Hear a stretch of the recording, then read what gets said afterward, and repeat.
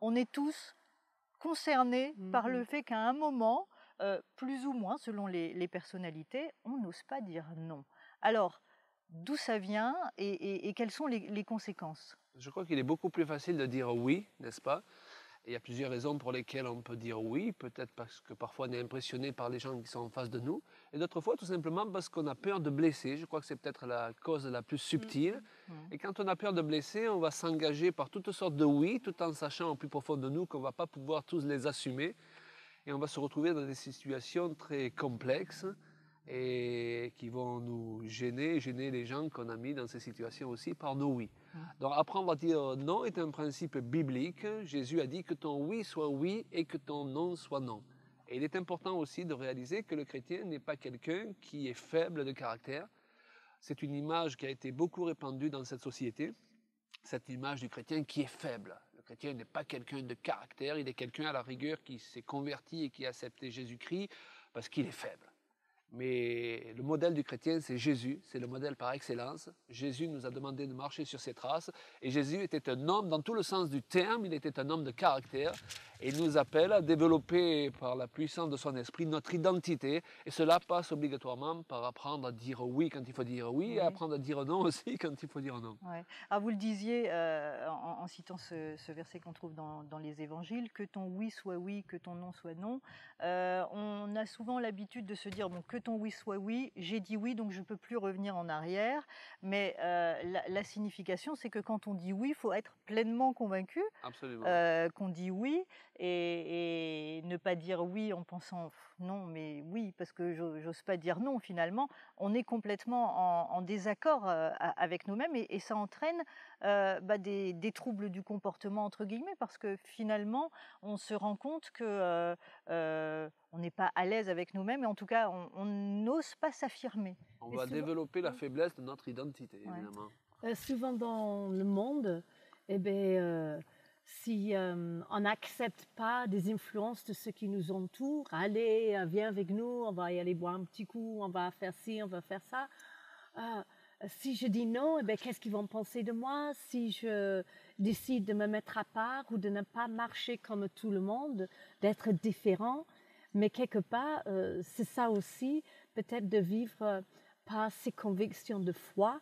C'est aussi un moment dans notre vie où on va commencer de se distinguer par rapport aux foules qui dit oui à tout et qui va suivre peut-être chaque mode qui passe, chaque tendance. Et je sais qu'à l'école, avec les jeunes, il y avait toute une époque où de se casser les uns les autres, c'était vraiment... Oui, c'était à la tendance. mode Ouais, dernièrement, vraiment la à suite la d'un mode. film Ouais. cassé. Et qu'en plus, c'était fait avec une sorte de sens d'humour et de se casser les uns les autres. Et pour que nos jeunes, ils disent, mais non, je ne vais pas insulter ou abaisser les autres, que c'est pas évident de dire non. Surtout quand il y a une pression autour de nous. Oui. Et pourtant, regarde les bébés, nous on est grands-parents depuis 4 mois. Et Je crois que tout le monde va le savoir dans les émissions. On l'a tellement dit de oui, fois. on est trop fiers. On est Mais tellement fiers.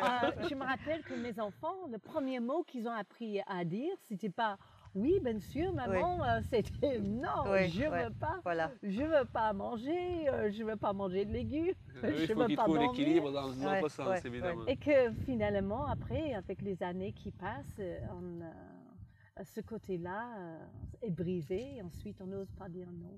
Ouais. Alors il y a plusieurs aspects dans le savoir dire non, et notamment dans plusieurs aspects de notre vie. On va parler peut-être des couples, parce que là où se jouent beaucoup de choses et dans la relation entre hommes et femmes, savoir dire non à son conjoint, à un conjoint peut-être qui a une plus forte personnalité ou qui veut faire passer ses idées en force, en subtilité. Bien sûr. On entre peut-être là un petit peu dans un sujet qui touche un petit peu plus ce qu'on peut appeler, alors à différents degrés, attention, la manipulation Bien sûr, tout à fait. entre les êtres. Et ça, dans le couple, on le trouve beaucoup. On peut être un manipulateur malgré soi. D'une manière inconsciente comme d'une manière consciente. Je crois qu'il est important, oui, on peut de réaliser qu'on peut utiliser ce mot manipulation. Parce que la Bible nous dit que là où est l'Esprit du Seigneur, là se trouve la liberté. Dans le diable, et nous croyons à son existence, travaille dans le sens complètement opposé. Dans lui, ce qu'il veut répandre dans les relations entre les gens et entre les couples, c'est ce principe de manipulation. Ce principe de manipulation qu'on retrouve dans la société. Les gens souvent nous mettent, ou on va mettre quelqu'un sous pression afin de pouvoir le manipuler. Regardez, lorsque vous allez acheter une voiture, souvent, le vendeur, lorsque vous êtes rentré dans son bureau, il part du principe qu'il ne faut pas que vous ressortiez de ce bureau sans qu'il vous ait refilé sa voiture.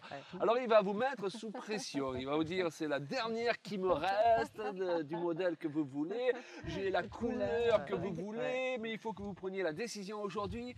Alors, vous prenez votre téléphone et vous mettez à votre tour votre femme sous pression. Chérie, c'est la dernière voiture qui reste. Il faut vite qu'on prenne la décision.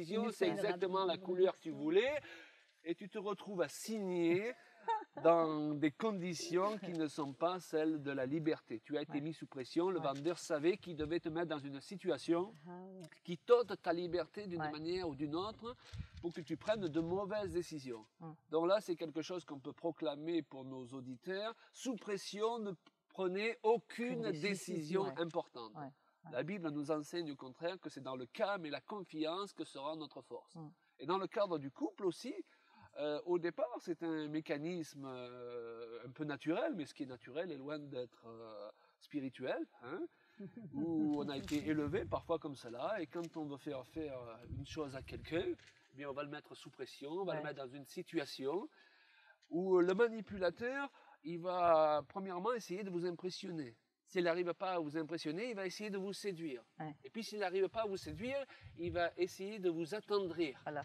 De vous culpabiliser. N'est-ce pas? Mais est-ce que c'est pas vrai qu'au début, quand un couple se trouve, ils sont amoureux, alors l'autre, elle va dire mais oui, elle dit oui tout le temps parce qu'elle va pas.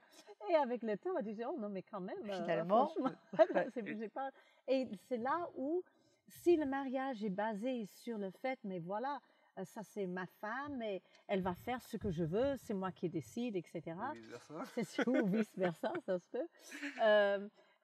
C'est là où les problèmes commencent. Et le Seigneur, il nous demande de marcher dans une intégrité, d'être juste, des hommes et des femmes qui soient selon sa parole et qui disent ce qu'ils pensent et qui vivent ce qu'ils disent. Et que je pense que souvent, bon, l'homme déjà, la plupart du temps, il a une corpulence qui s'impose. Donc, il y a une certaine autorité qui, parfois, les femmes, on ose, voilà, s'en impressionner. Et on ne veut pas, surtout pas le mettre en colère parce que... Mais la femme, elle est peut-être plus fragile physiquement. Mais subtile. Mais on a des armes vraiment aussi redoutables que les hommes.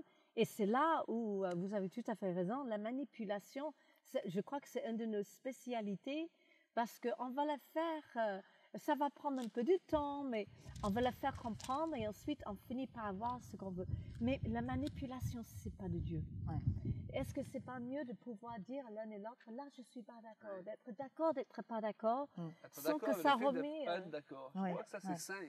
Avant que ça remet en question le fondement de notre union ou de notre amour. Je veux dire, on s'aime toujours autant, mais allez, on va s'asseoir, on va parler, on va trouver une solution de notre désaccord, mais selon la parole de Dieu. Et quand on bâtit une relation saine, ou on veut développer une relation saine avec son conjoint, je crois qu'il est important, même régulièrement, de lui dire je veux que tu me dises non quand tu penses non, et que tu me dises oui quand tu penses oui. Je crois que nous sommes appelés à assainir nos relations, que ce soit dans l'Église ou que ce soit dans le couple, avec nos amis, nos familles, nos enfants, nos parents. Parce que le diable travaille dans le sens inverse. Il veut que les relations soient malsaines.